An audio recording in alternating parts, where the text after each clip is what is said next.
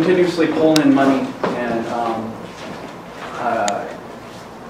so they asked me to come speak on how that's possible. And a lot of the puzzle pieces, I'm not really sure how it happened, but I'll tell you what I know in my mindset going into it, and kind of my paradigm for approaching everything.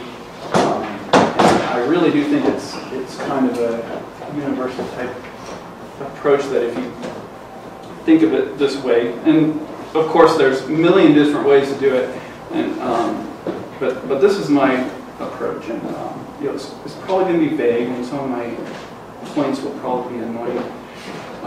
As you can see, the 10 things to make money, kind of, it's just, it's more of that approach, the mentality. So,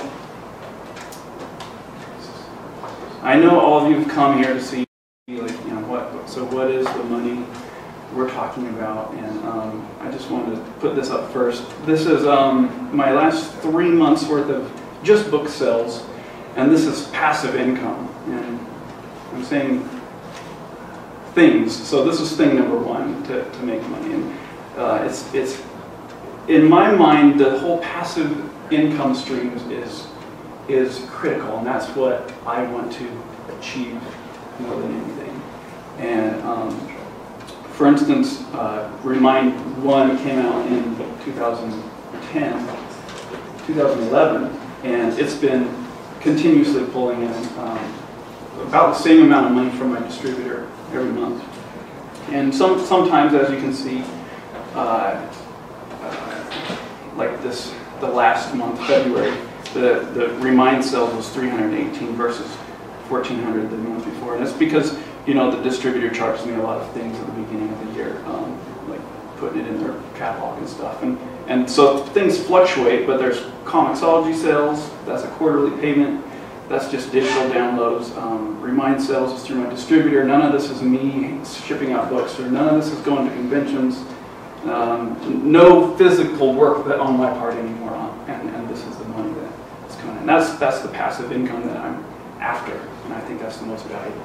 Unnatural Talent, or Unnatural Tea, is my how-to book that I released.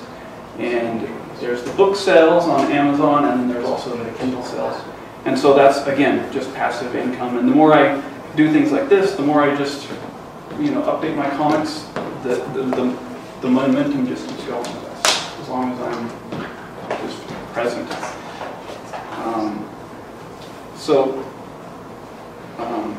So yeah, this is all just book sales, and keep in mind that once you add everything else to it, you can really build on that. And I know Travis will talk a lot more about that, and convention stuff. He's a pro at that. Thing number 2, don't think about the money. And I know that's the worst thing to say to people who come to think about money, how to make money from webcomics.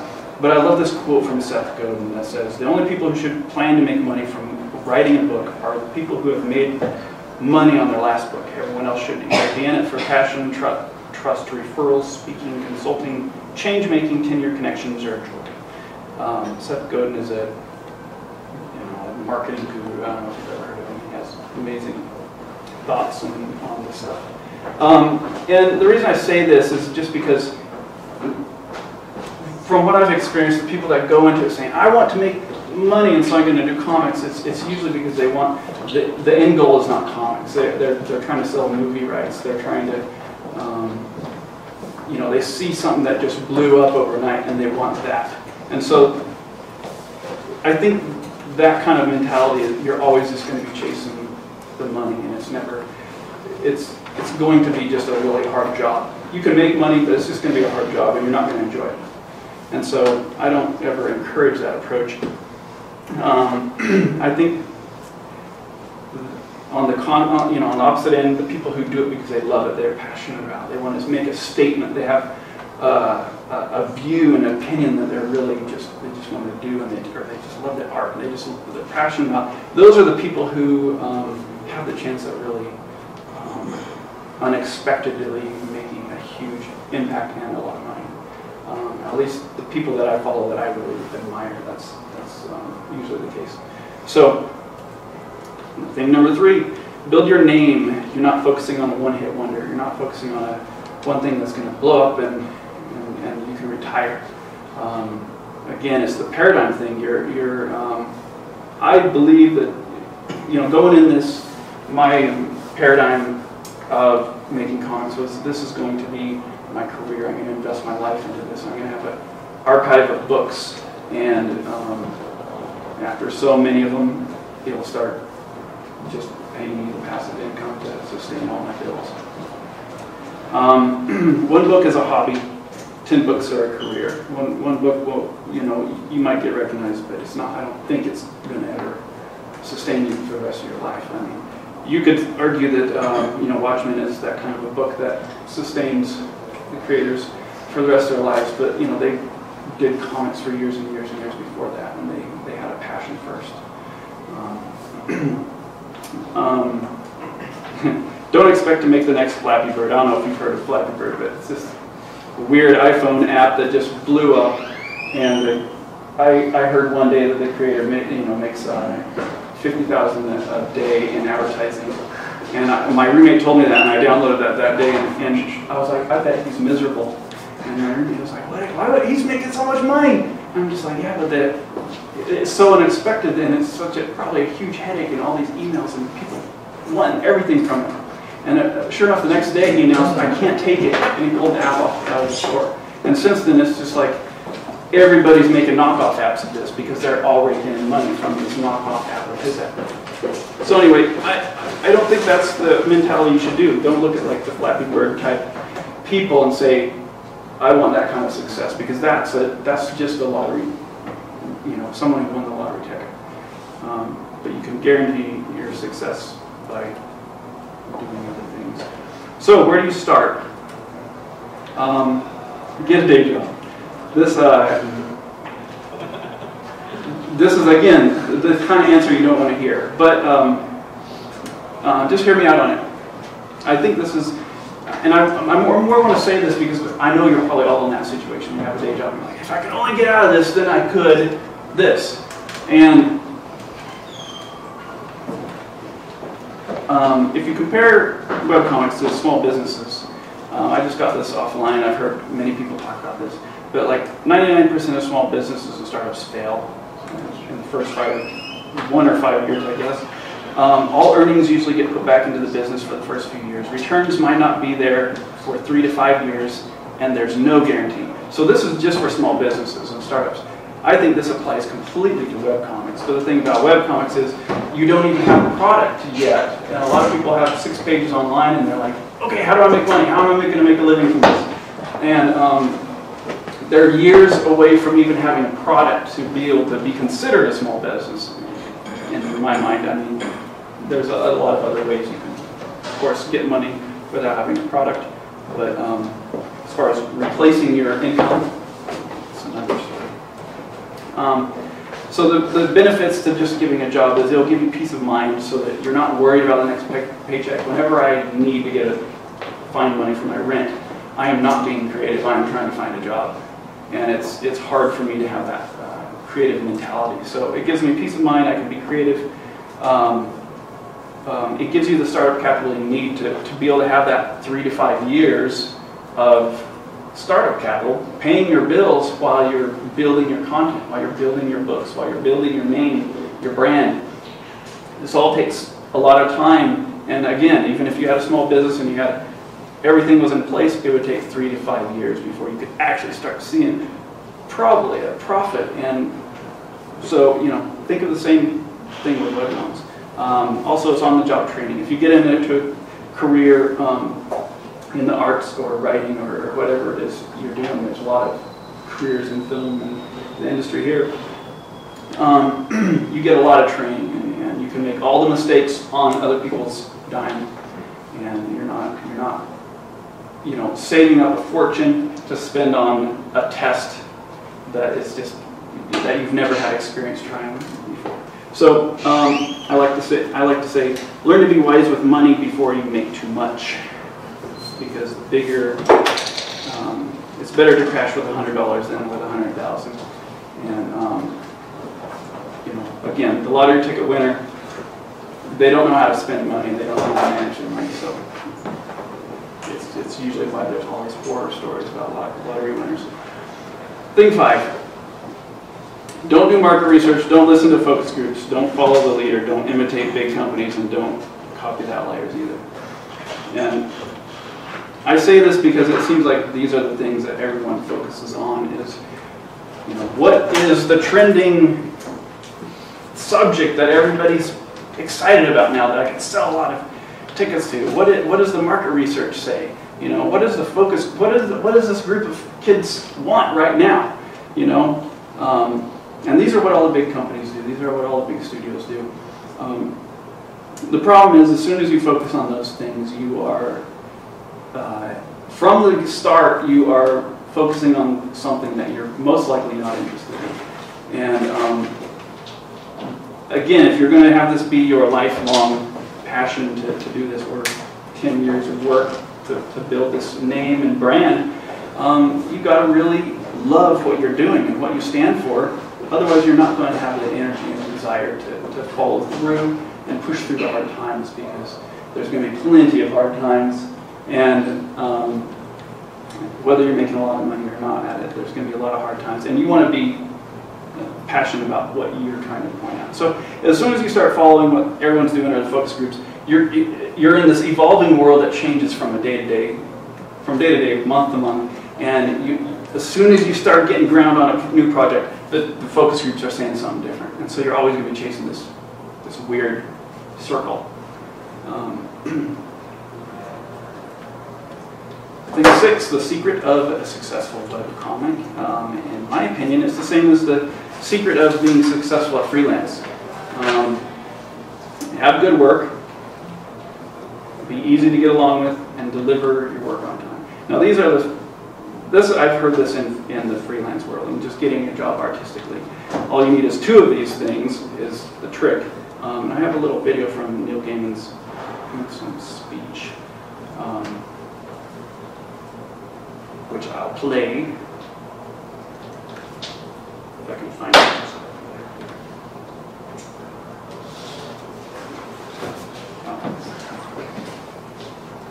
Let's see.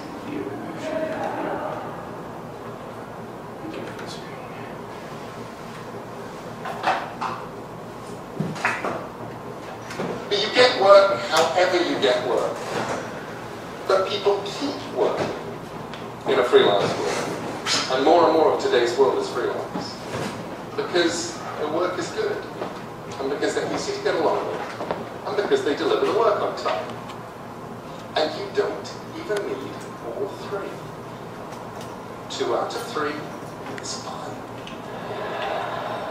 People will tolerate how unpleasant you are if your work is good and you deliver it on time. People will forgive the lateness of your work if it's good and they like you. And you don't have to be as good as everyone else if you're on time, and it's always a pleasure to hear from you. So, I think that's completely true for webcomics as well. A lot of people, you know, when you go to the advice sections of, you know, these how-to forums and stuff, a lot of people say you have to have an update schedule and you got to deliver on time. Well, I agree that's one of the keys, but I don't think it's necessary. There's people who don't deliver on on an update schedule, and they have a huge following, and they just have really good work, and their group of people loves that person and that loves their personality. You don't have to get along with everyone. I think that's great if you can, but as long as you get along with your core audience and see eye to eye with them. Thing 7, give away everything you can. So this is the whole strategy behind webcomics, really. I mean, put your best work online for free. Don't hide your best work. Don't draw it in the closet and be afraid that a studio is going to see it and steal your idea. Put it out there. Get it all out there and get it into people's hands for free.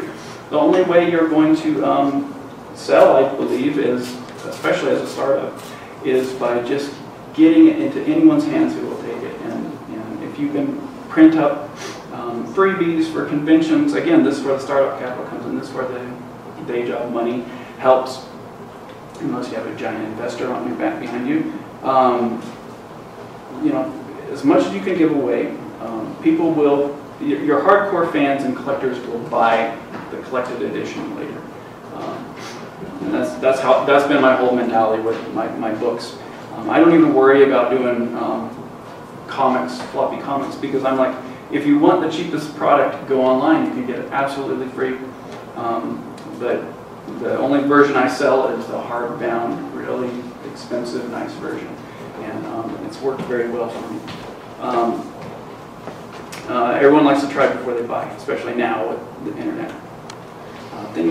Thing number 8, Bill tried. I'll get ridiculed for this online. Facebook is for boys, coworkers, and teenage girls. So, you know, a lot of people, they approach me and say, I have 1,000 likes on Facebook on my fan page. I don't think that means anything. I mean, I could be wrong, but to my experience, it just means very little, because this is just people in passing, just click a button, and they may never ever think of you again. And in fact, I had a friend who had who has a YouTube channel where he teaches people how to draw, and he has about 130,000 subscribers.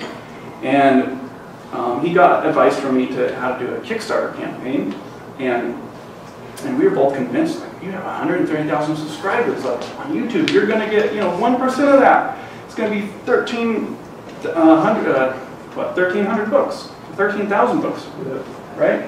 See, I don't do math, but we were all excited. We were sure he was just going to just blow up, and he had about 500 people who ended up pledging to his campaign, and so it's just a real fraction of a percent when it comes to the social media type mentality. What you want is people who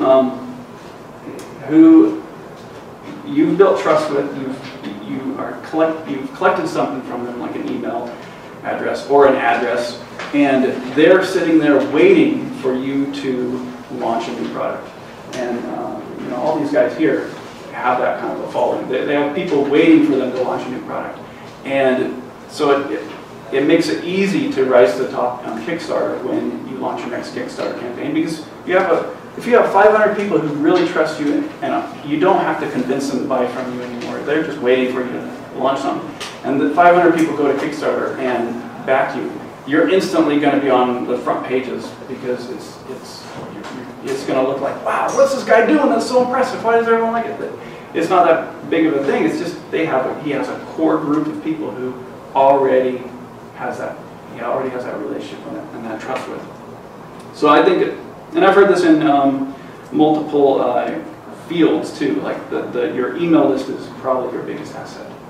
So if you can build that and get an opt-in list where people have given you their information, that's key.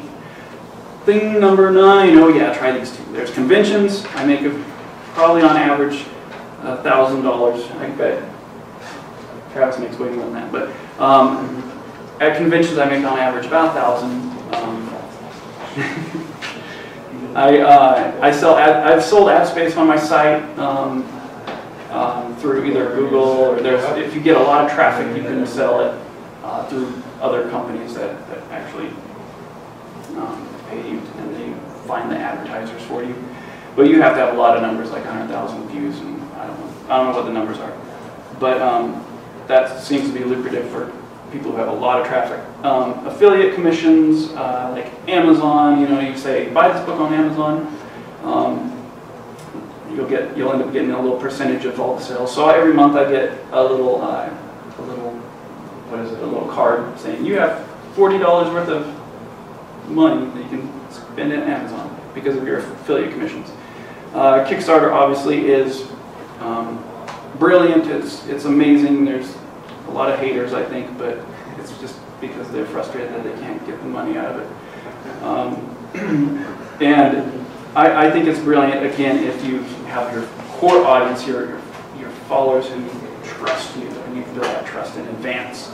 Patreon is a new thing. I'm actually on it, and I started last month, and I'm getting, right now it's like at 250 every time I update my webcomic. People will support me with that money. And it's kind of it's really bizarre, but I really like it, and it has a lot of potential if the founders of the site play their cards right. So we will see how that goes. Sell original art and commissions. There's a lot of people who make, probably most of their money by just selling the originals that they have for their webcomic, or prints from their comics, and of course merchandise. I'm not a big fan of merchandise. I feel like my books are the merchandise more than anything. I like to focus on just getting the next book done. Thing number 10, I think this is the most important. Make your own roadmap. The only secret is that there is no secret. No matter what, everyone says, you can't just follow in someone's footprints, because it's never going to work for you. You got to, things like this are great because you can get ideas and figure out what works with your life, your schedule, what you agree with, disagree with, and every one of us has a different roadmap, a different blueprint that we're taking. And I would have never thought, of doing it their way. And but you can figure out your advantages and disadvantages, and just taking all the pieces and making your own roadmap, and be real hard-headed about it, and go out and show the world what you think needs to happen in webcomics. That's it. That's all I got. I'm hoping these guys fill in all the gaps that I left, because this is more vague, and obviously we'll have a lot of questions too. So, do you want to do, since you have a little, because each presentation is going to be about 40 minutes, do you want to do like maybe 15 minutes of that'd be great. Question with Jason right now? That'd be great. Anyone have any questions for? Sure, go ahead. My question was about the last step, making your own roadmap. Mm-hmm. Is that kind of like you should have a specific goal for where you want to be with what you're doing? Yeah, I think goals are always nice. I approach it all like this is what I think needs to change in the world. This is what I think comics need to be. This is what I think is missing. And you have your vision, and you can take all these different pieces from how other people are approaching it. Like maybe, Penny Arcade makes $1 million in their approach, but I don't have anything to do with video games, and so there's a lot of different avenues to take, and you're basically an entrepreneur. If you're stepping into webcomics, you're an entrepreneur, and that means you don't have a blueprint. There's just none out there, and it evolves every day. Every day it evolves, and so it means putting on your thinking cap. What a stupid term. Really sitting down and just brainstorming what you think is going to work and trying it, and if it doesn't, then try something else. So it's kind of like one of those write the book you want to read sort of things? It's exactly that. Yeah, that's what my how-to book is, which I'll pull out soon. Which I'll give you guys all a copy of it. Again, giveaway free stuff. But exactly, like Remind was the book I wanted to pick up at a convention. That's exactly what I wanted to find. And my how-to book is the information I wish I could have found before I started. So it's probably more valuable for me than any of you guys. You first. Okay, so it's kind of a two-part question, but like, how long were you going along? I mean, you have a nice income stream right now, right? Yeah. How long were you going along, at kind of near zero before it kind of kicked up? And was it a steady upward stream, or did you like get a big break? I don't know, publicity or something that kind of kicked you up from meandering to like a pretty nice level? Well, I worked on the book for probably 3 years before I even put it online. So that was just me I'm committing to this, and I'm going to make it big someday, and so I've just committed to it and working on it as hard as I can. And then I put it online, and that took months and months before I started getting over like 50 people a day. And I started sending stuff out to different websites, and I would get bumps where I'd get 1,000 or so people all of a sudden, but then it would come back down, and I really wasn't sure if it was going to work. But I started getting people who would come back regularly, and it was just a small audience. There was probably a couple hundred people that were real committed to it. And when I launched that first Kickstarter, it surprised me, because I just didn't think, out of everything I read, I heard you get maybe 1 or 2% of your customers will buy from you. And I was like, well, that's, you know, whew, I don't know if I'll be able to sell any books then, you know, enough to print this thing the way I want. But it ended up working really well, and I made about $12,000 that first campaign. I also got a grant for it too. And from that point on, it sustained itself. I never invested another penny into it myself after that grant and that Kickstarter. And there's been a lot of other little streams trickling in. I've cut off a lot of the smaller streams and now just focus more on the bigger ones, which I showed you, and building those. And then that second Kickstarter, you know, I was offline for about a year. Like, I wasn't updating for about a year. And so I was really worried again, like, I don't think people are going to really be into this again.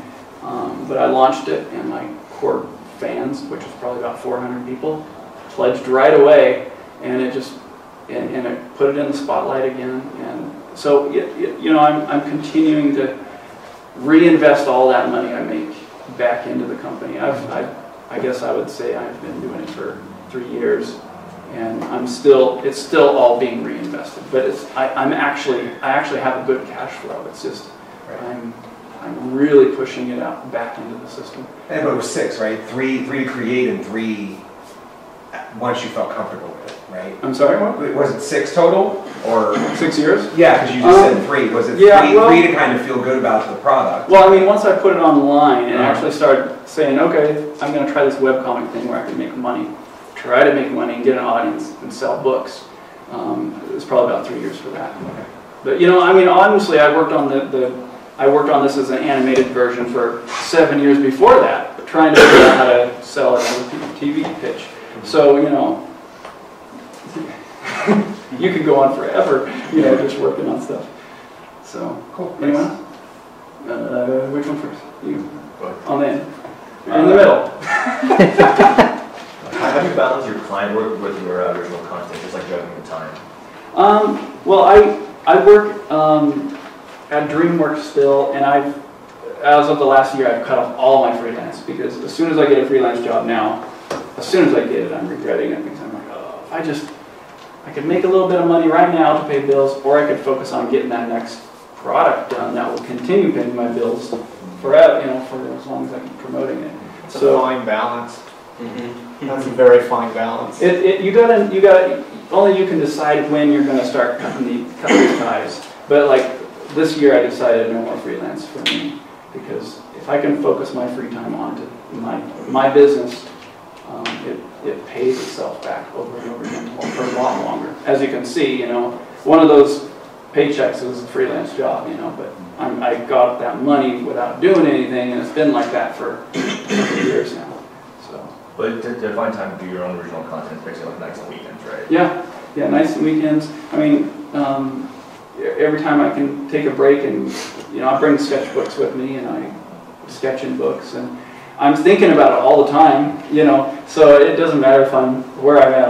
I'm just in here. I wonder how that scene should go, you know. And, oh yeah, I need to get back to work, you know. So it's just whenever I can. I really like getting up early, before the kids get up, before the wife gets up, and focusing for an hour or two in early morning before anyone can talk to me. It's the best time for me. So get a lot done that way. Okay, hey, my name is Clint Jason. It's good to meet you. I actually picked up a copy of Unnatural Talent, and I got a question. You mentioned in your book about branding your name. How does it work when you want to advertise your character?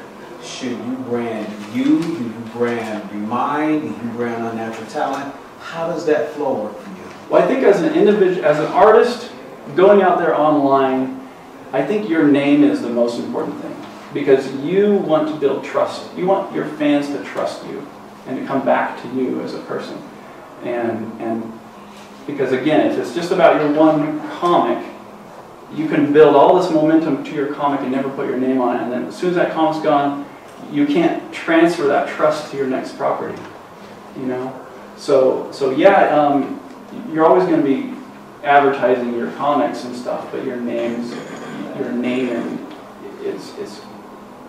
the key to the sustainability over your lifetime, I think. Thank you. Question about your trust. When you say trust, what do you mean by that? Well, you know, like on Kickstarter, there's a lot of people who put up stuff and you've never heard from them. You've never heard of them before, and they don't even show you proof that they can deliver. They don't have any finished work. They have a lot of talk and no walk. And you know, you have to. The great thing about webcomics is you can build that trust by continually showing you have good art, good story, and you're continuing to be committed to this thing. If you want someone to invest in you, you need to be invested first. And so in putting myself out there and being open and vulnerable and transparent with what's happening, people trust me as a person. And so when I say, pledge to me your hard-earned money, and I promise I'm going to deliver something that you're going to really like, that takes trust for people to give you their money. And Patreon's another example of that. It's people are giving me money every time I update a page, and they're not getting anything in return really, other than just being able to be a part of the process. And these people really trust me for whatever reason, you know. So it's, if you can build a core group of people that really trust you, they will carry you everywhere. You know. There was an article called 10,000 True Fans, I think that was written years ago, saying if a solo artist has 10,000 true fans, they'll buy everything that they make. They can make a great living from it, or not great, but they can make a good living from it. You work primarily digitally, or do you do I do both. I do everything on paper, and then color it in the computer and clean it out finally in the computer. Anyone else? Yes. I'd kind of like to ask all of you this. So, do you have how much sleep do you get? I don't know. I probably get a normal amount of sleep, 7 to 8 hours. Okay. I bet Ethan gets a lot less than me. I got 5 last night. Average is 6. I average 6. That's why I woke up old. I look more haggard than him. I got 5 kids too, so it keeps me alive. Yeah, I don't know how Travis does it. Yeah, but my kids are teens now, Well, you so do it's a little conventions. different. You do conventions all the time. I don't understand that. Well, I can't hang. when I do conventions, though, I'm bringing a team with me. I bring wingmen. You never do a convention alone. That's the only way you can make money, is having somebody working with you. Yeah. So you can be the artist, and they handle all the finances, they handle all the money. I mean, the biggest joke, and my fans they enjoy this, is they automatically know that my son is the one they give the money to because dad can't touch the money. And they'll joke with me, oh, that's right, you can't take this, he has to take it. And so it's having that support system there is like crucial when doing shows. And before my kids, it was my brother. Or, I've got a cousin working for me up in Washington. You want it to be someone that you can trust, but someone that's willing to work for you and have a good time. And you pay their expenses for them to be at the show. You cover their needs.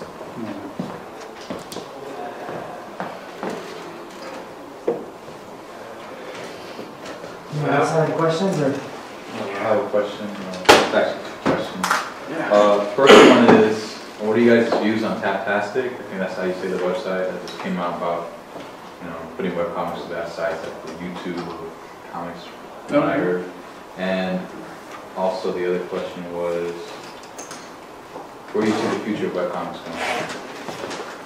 Well, Taptastic, I've never heard of that, and there's going to be tons of sites that spring up, and it's the next thing.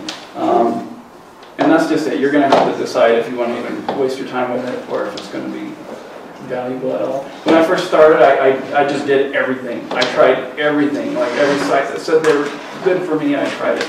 And majority of it, there's like an 80-20 rule. Like 80% of the stuff you do brings in 20% of the end results, and vice versa. 20% of the stuff you do brings in 80% of the results. So if you can just figure out what that 20% is that brings in 80%, then that's all you need to focus on. And that's kind of why I cut so much stuff out of my schedule now. It's just some things that bring in the result I want. In the future of webcomics, oh man, I don't know. I think it's it's going to keep growing, but I don't know. It's going to be harder to just make a huge splash. Like the guys who started years and years ago, they have the advantage of longevity, and they were the founding fathers. So,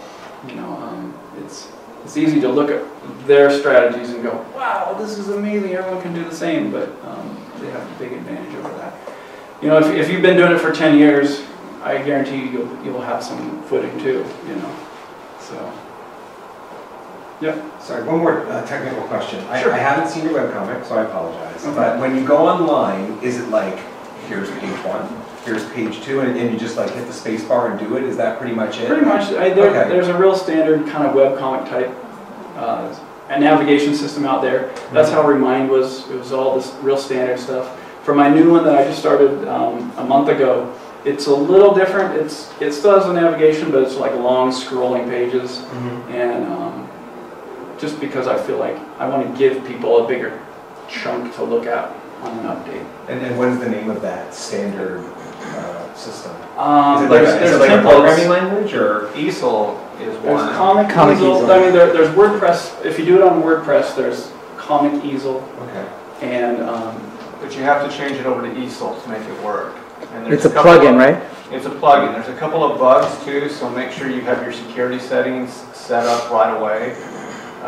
It shut us down when we transferred over for almost a month and a half. It was really miserable, and I ended up paying somebody to just write the security program for it, just so that I could survive. And there's another one like Comic Easel on WordPress called webcomic, and it's very. I actually like webcomic better. It's not as popular, but it's really streamlined, really clean and simple, and that's why I like it. Okay. That's awesome, and you just get a WordPress site, and it'll be like you can download the little program, and you're good to go. Awesome, awesome. Yeah. Thank you. Sure.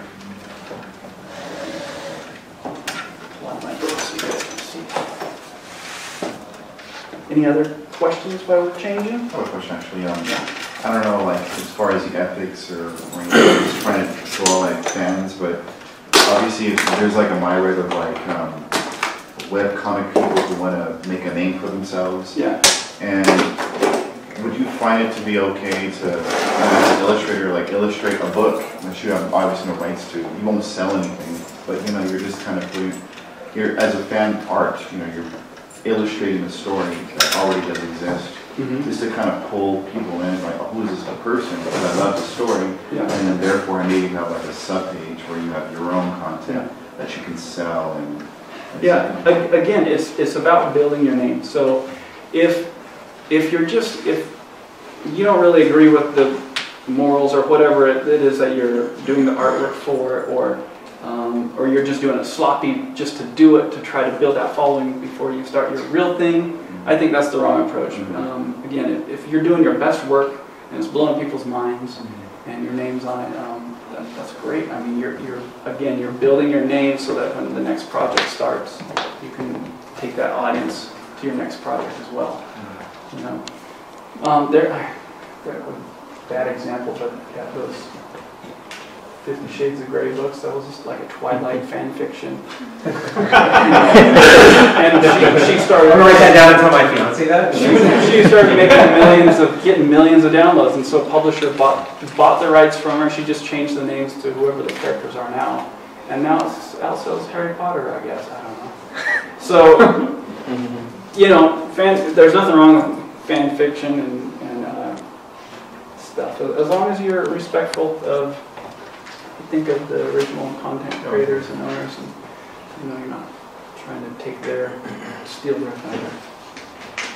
You don't want to come out being this aggressive person who just does anything to get the popularity. I don't think that's what you want to do. I just feel like, for example, there's like some books that this makes such a great comic. It's surprised it's never been made, and what would be great is to like make it, but again, not for profit, but then kind of practice your chops on making a story that's already like solid. I think that'd be great for building your name, but yeah, you'll never be able to sell it or never be able to, and they might tell you to take it down, but as long as you have your fans that love you and what you're doing, you can say, hey guys, I'm going to start the same thing now. I think the flip side of it though is what are you focusing on at that moment? You're focusing on someone else's art, not your own. And, you know, if you've got this great story idea that you want to come out with and that you want to build and cultivate, then maybe where you need to have your focus on rather than doing fan art. Or I mean, I do fan art occasionally as well, and but it's super rare. It's not even on my radar because my main focus is the projects that I'm currently involved in. All right, Why don't we start on that, Ethan? All right. So everybody here is working on a webcomic or wants to. Basically, you would have paid money to be here. So why? Just a few answers. Why? Why did you create a webcomic? Is that your end game? Did you just want to be a webcomic creator, or do you hope to have a book career, or do you hope that your webcomic turns into something bigger? If you just hope to make a living at it, and that's it. It's fun. Are you asking?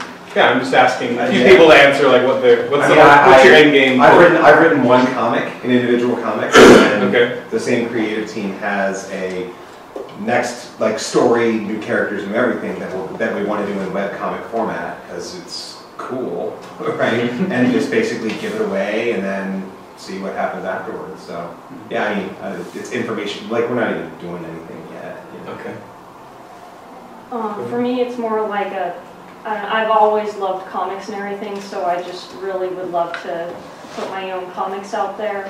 And I think it would be a really good way to kind of lead into other professional careers. So it would be more of a side thing that I really want to put.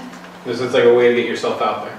There's other, you a way to do get other myself stuff out there, and okay. as just a way to just put my work out there, see what I can do with it, and.